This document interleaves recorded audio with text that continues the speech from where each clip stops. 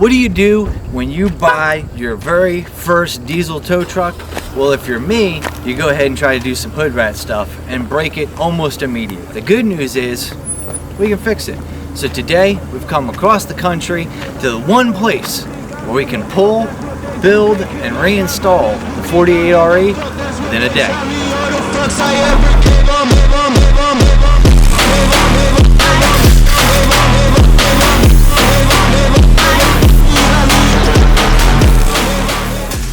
They got started a little bit early. I say a little bit early, but they can pull a trans in like 20 minutes. So we jumped right in, tried to get helped out on the last bit of the trans pull. This is the standard 48R.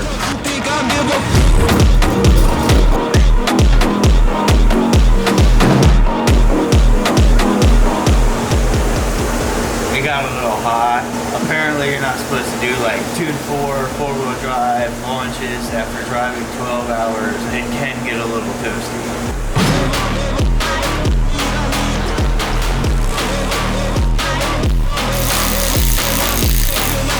External stuff's coming off, and then once we get all the external stuff, popping the overdrive off, bam.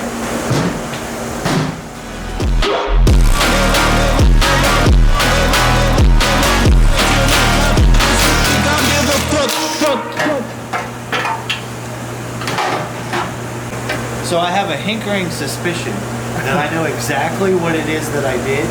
And I say that because I've already dropped the pin before we brought it out of here. And as you guys can see, all that is clutch material.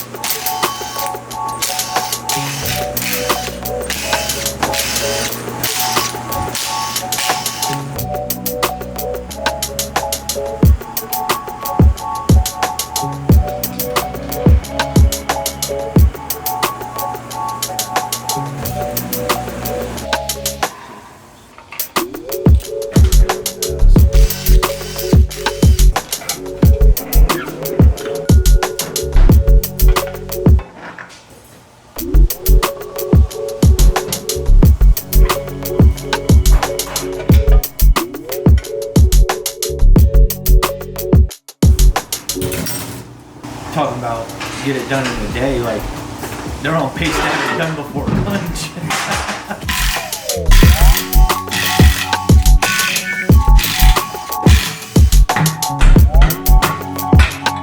While we're at it, we're getting a little maintenance action. They took a look and was like, hey, you know what I mean? Looks to be leaking a little bit. You want to get that swapped out? Well, while we're here, we might as well.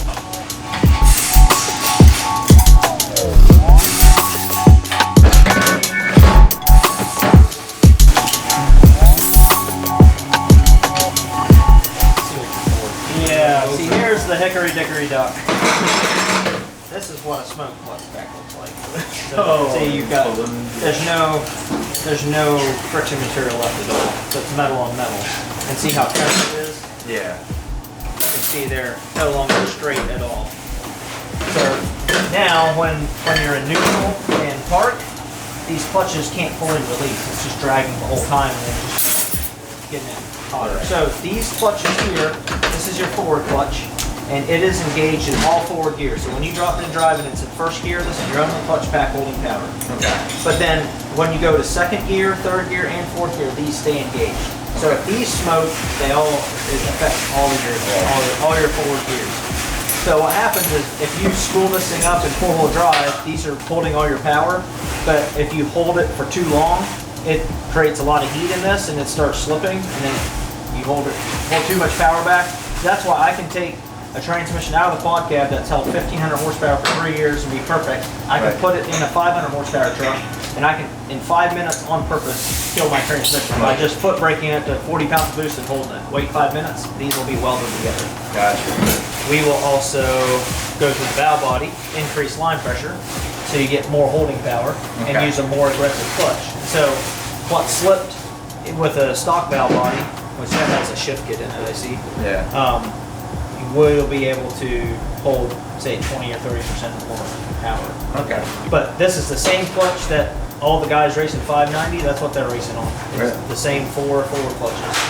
So as long as you, it's just about you treating it right. And it's how long you're on the converter. So if you sit there and take 30 seconds to spool, and then you wait 30 seconds for the guy in the Mustang to get ready for you, your shit will be burned up before you ever launched. So your apply piston sits in here in your case, right. Which this thing on the other side is. This goes in here.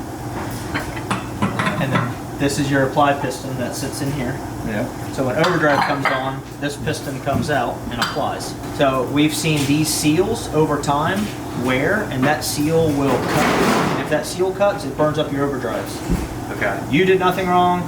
Builder did nothing wrong. It's just you have a 200,000 mile transmission that over time that piston's gone up and down so often, it cuts that $3 rubber seal and the transmission fails. I mean, that's why keeping clean transmission fluid is important, because if you get a bunch of clutch material in your fluid, now it's basically like this small aggregate that your rubber seals, and that's keeping clean fluid in your trains is your cheapest insurance to long-term health. So this comes down and applies this overdrive clutch in here. But what happens is there's another stack of 10 clutches down here that's applied with an 800-pound spring, and we're going to get to that in the press over here. But that clutch right now is engaged, and it keeps your overdrive planetary from spinning. So right now, the overdrive, it does not overdrive any of your other gears.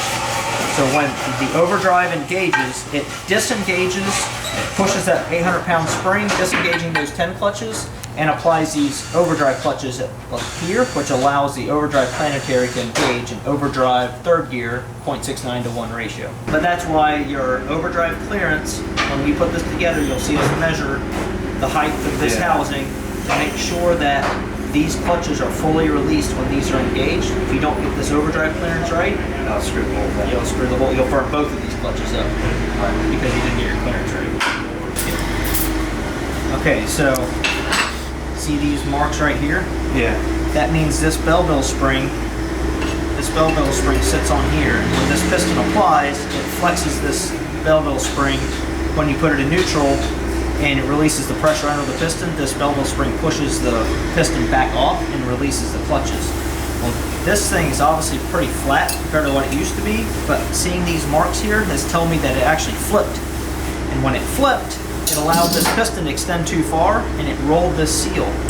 Now, this rubber seal that's supposed to look like this, looks like this for half of it, and that was probably actually what burned your clutch. Now, when you're in first gear, you get full line pressure, and now it's pushing it hard, and it also happens is as those clutches wear down, the piston has to extend further to apply it. Right. So once you get so far, now it's like the straw that breaks the camel's back. It's just like, it's time to be done now. Garin makes a heavy duty Belleville spring, but we found at 200 PSI, the new OE Belleville spring, we don't have barely any failures. But a full manual valve body that on a cold morning makes 240 PSI, you'll eventually see those failures. Are you learning anything, buddy? I am. I mean, we looked at the Power Glide stuff. I was like, oh, that looks like something we could do. And then looking at this, it's a lot of pieces, but they're not complex. I mean, it's a lot of. It's really fairly straightforward. I mean, it's a lot of it is just knowing the little things to look for. Right. Because there's some wear marks that, like take this drum. You've got these two sealing rings where these ride right here on the stator, on the pump stator support. And if those are worn, these will leak, and now your third gear, even though you have a transmission that makes 200 pounds of line pressure, you won't get 200 pounds of pressure to the third gear direct clutch. But that feels nice and smooth. Those are little things. If you haven't built a lot of these, you don't know where to check for the common wear areas. It's the difference of you guys have done hundreds of these versus like if you rebuilt one or two, obviously you're not going to know everything. I first started messing with my truck back in 2004. It's like you take it apart, and I could find a burnt clutch and replace that burnt clutch, but I didn't know what else to look for. Right. So you just learn over time. If you do it right, it's nice and easy. If you do it wrong, it'll break your jaw. No pressure, bud. No pressure. We need a lot of pressure. Yeah, we need lots of pressure.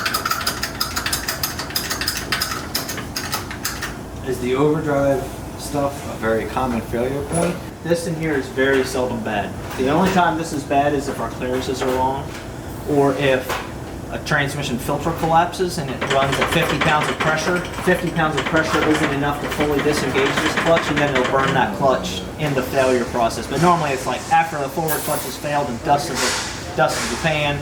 Now the filter collapsed and the customer keeps on driving. Then it continues to do more damage. That's why once it slips, just stop. That's your 800-pound spring. Compressor. Got myself a new skate spring. Good luck with that. That's why it will break your jaw, because if things compress down, if you pop that snap ring in, it's like.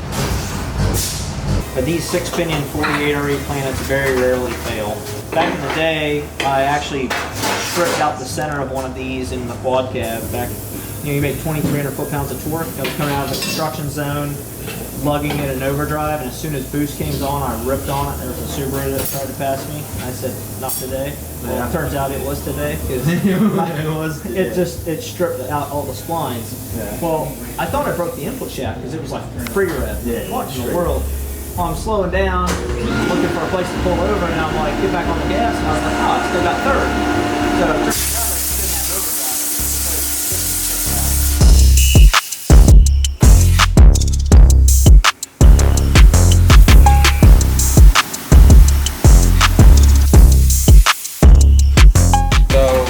This is our hot flush we use to filter hot fluid through the coolers, and it will filter out any debris that is inside of the coolers with, well, you can see how much clutch material is in this. It'll pulse air and hot fluid through it, and it'll clean it out as it goes.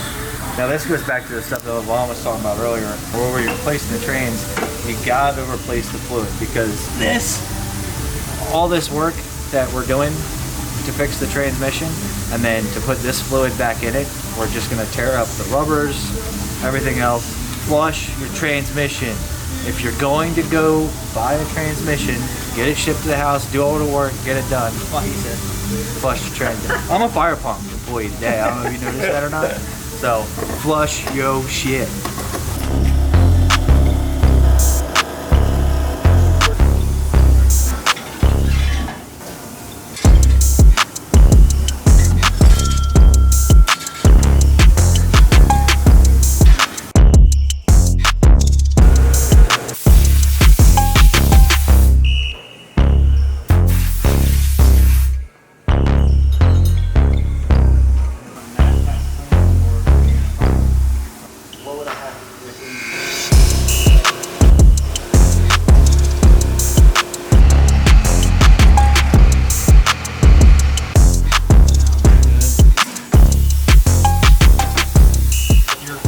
Down here and your throttle valve is up here, and if you look down in there, see how it's kind of polished and there's lines in it. Yeah. So that will allow it to bleed through to where it just fights it, and you come down to a stop and it stays in second gear, then shifts into first gear and takes forever. It doesn't fully engage the valve like it should. Right. So by boring it, it'll keep everything where it should be pressure-wise. So we can vacuum test all these bores. We've got the Sonics vacuum tester. So you put the valve in dry, and then you can vacuum test each circuit. So if you get, as these valves stroke, they wear. Right. And even if you look like, see how it's shinier right here and duller over here? Yeah. That means there's been fluid pressure leaking back and forth here. Oh. And that's why we have our big flat stone over here, that we can flat sand these surfaces and get them nice and true again. Because there's no gasket in between these. They just rely on two flat surfaces sealing up. So by design, these things were made to, they are a leaky transmission, but that's how they were designed, and they've got different sized lands, and that's how they prioritize where the valve strokes. This is your switch valve. I was talking about your lockup. Yeah. So when your lockup valve strokes, it basically takes your converter fluid and it switches, it basically strokes that valve, and then the off fluid becomes your on fluid. Oh, and it just switches, it's the exact same fluid from the same source, it just switches which land it goes to, and then it goes to from the off circuit to the on circuit. It just reverses direction, and that creates torque converter lockup versus no lockup. So anytime if you have a leak in your fluid going to the converter, you can have a lockup problem. So a lot of people are like, my torque converter is junk. Well, why is the torque converter junk? Was it because the input shaft seal is leaking? Because the pump has a leak in it? Did your stator tube turn? There's a host of other things downstream that can cause torque converter failure that aren't a torque converter. You know, the torque converter is just going to do what the fluid that it gets. Right. So if it starts getting a pressure imbalance, it will drag the lockup clutch and cause a problem. We were measuring the converter on pressure and off pressure with the Bosch system when we had the 48RE and the Pro Street truck back in the day. When we would take the thing up to 3,300 RPM and put it on the staging limiter to launch, if you just hold it there for like 10 seconds, as the temperature increased in the torque converter, we would have 180 pounds of lockup pressure keeping the lockup clutch off, and we'd have like 10-12 pounds of converter pressure on the backside of it on release at idle, or like right off of idle. But then once we held it for 10 seconds, that pressure started coming in balance because the fluid couldn't come out of the torque converter fast enough. And we would have 90 to 100 pounds of converter pressure on the apply side, even though we weren't feeding it. It's just because the fluid was expanding it so fast that it couldn't exit out. Well, now your pressure imbalance was only like 70 psi, and the centrifugal force would start dragging the lockup clutch. Pull the pan, and the pan is just completely dusted with clutch material, torque converter clutch material, and we'd never even let off the button. All we did was throw the thing on the limiter and held it for 10 seconds. So we started figuring out that if your torque converter stall is too low and you're using nitrous to power up through the torque converter stall, you can create so much turbulence and heat in the torque converter that can actually apply the lockup clutch. Now the new SFI case that we have actually has ports to where you can monitor and data log apply on and off. Oh yeah, circuits. you guys have that. So that's some new stuff that we can play with, and anymore us as drag racers have gotten enough better with our setups, knowing how to stall the torque converter correctly. Our turbo nitrous setups are well-rounded, so we can generally right out of the box get it right, where we can come up, high idle it into the beams, go full throttle, spool it in 3 to 4 seconds, be racing, and never hurt the torque converter. You're increasing your overall line pressure. A stock valve body makes about 150 pounds of line pressure, and we're going to modify it where it makes about 200 pounds of line pressure. Really, if you have over 180 psi, you can hold the power that you want to hold. We target between 185 and 200. Most of the 48s have no problem making 200 psi, and that's after lockup comes on and the boost valve opens. We'll run an active boost valve where before lockup is on, it'll make about 140 psi. That way, when you're in stop and go traffic going through town, you're not running max pressure all the time. It's not near as hard on your pump, not generating as much heat. Right. But anytime you're getting on the throttle, it ramps up pressure, and then you grab lockup, it goes full pressure. I like what they put on my internal inspection. Burnt. Clutch material burnt. Yeah. All black everything. Yeah. And also, if you put this on your pump and you just put these in by hand and you're waiting for the torque wrench because somebody else has used it, and then somebody else grabs the pump and puts it in because they didn't realize it wasn't torque, it makes it around the block and then it stops moving. Cool trick. That's why we all have our own torque. Yeah. We've had learned a lot of cool tricks over the years. Most of these tricks I learned in the milk farm. Good time. Remember me and Matt Kaufman went around the block and we made it about 2.5 miles, and I was like, that kind of felt like a split. So I came to a stop and went up to take off and nothing there. I was like, huh. And I was like, did you torque the pump stator support bolts? And he's like, no, I thought you did. Shoot. So we went back and pulled it back out. That was actually the first time we built the trains in the quad cab. Before it was mine. So we pulled the trains, and an hour and a half later, torque those bolts, put it right back in. It's good to go. That needs power. Dirty girl!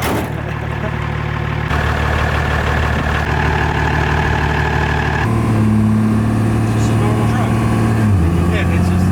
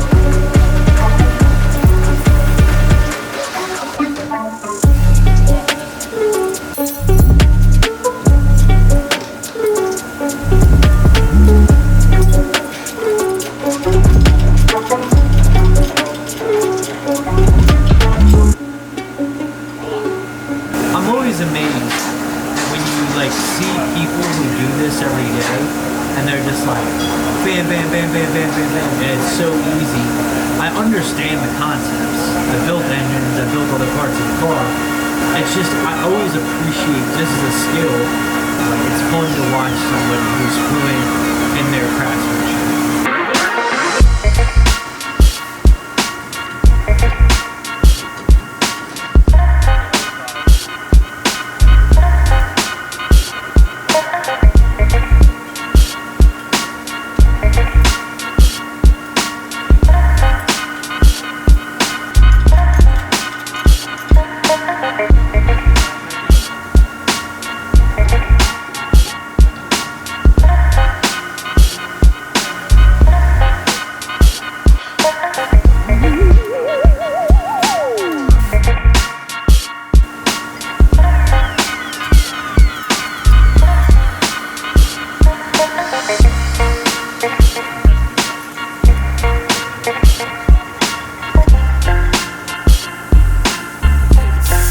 See how they did me? How it is.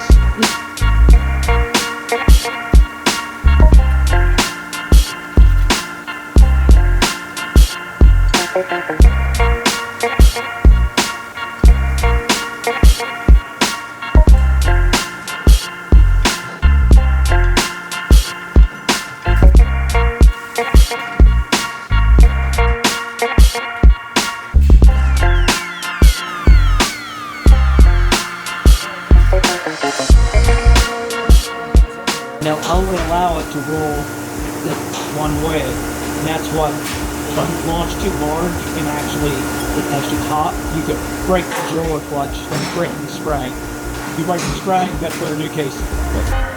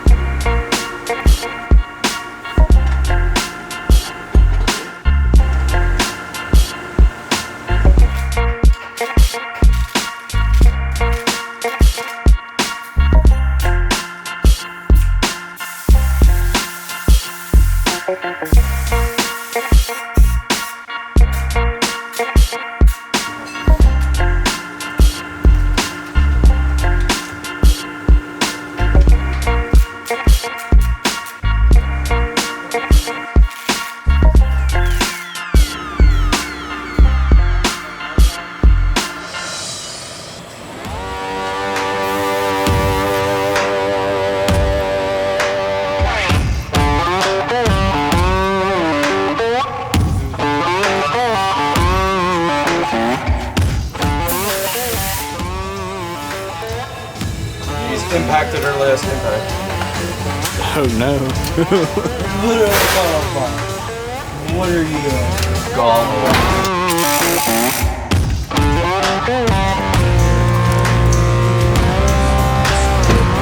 How do you do that?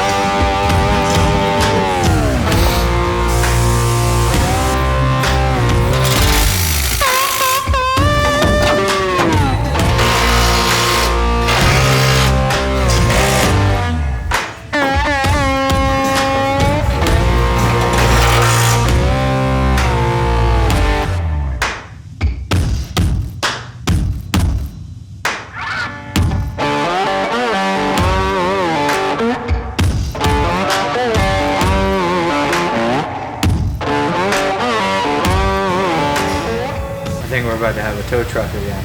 As long as I can keep my foot off of the skinny pedal and not do dumb things. It feels good. A lot of people don't know. Actually, YouTube world doesn't even know that I bought this truck. Huge shout out to Firepunk for getting me on the schedule, making it possible, making it happen. Now, this is like a big another thing to the future. That old busted Tahoe I was towing with, I ain't towing with that no more. This thing can carry any open trailer and car that I've got, And hopefully we can move to an enclosed trailer and do all that stuff, and you just kind of keep building and rolling. So for now, we're gonna pay the bill. We gotta do at least one burnout before the video's over, right? We have a burnout pad. You guys do have a burnout pad. Yes. Oh shit, well then let's just do that. Oh, Yeah, perfect. yeah, we'll break it in with burnout. Oh, that's the everybody go home thing. Yeah, Yep. perfect timing. Perfect time. Let's do a burnout.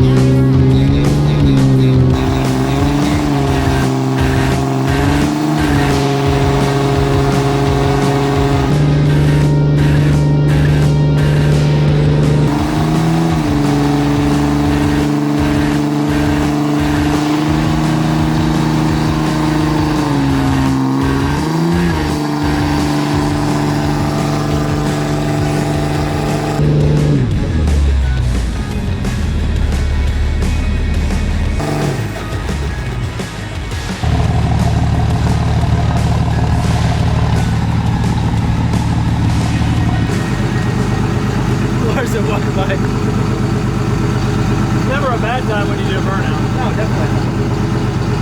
When you got enough tread to do that like 5 more times. Yep. You'll be fine. And drive like, 400 or 500 miles home. So perfect. If we get you a cup, I can put some of your tire back in there.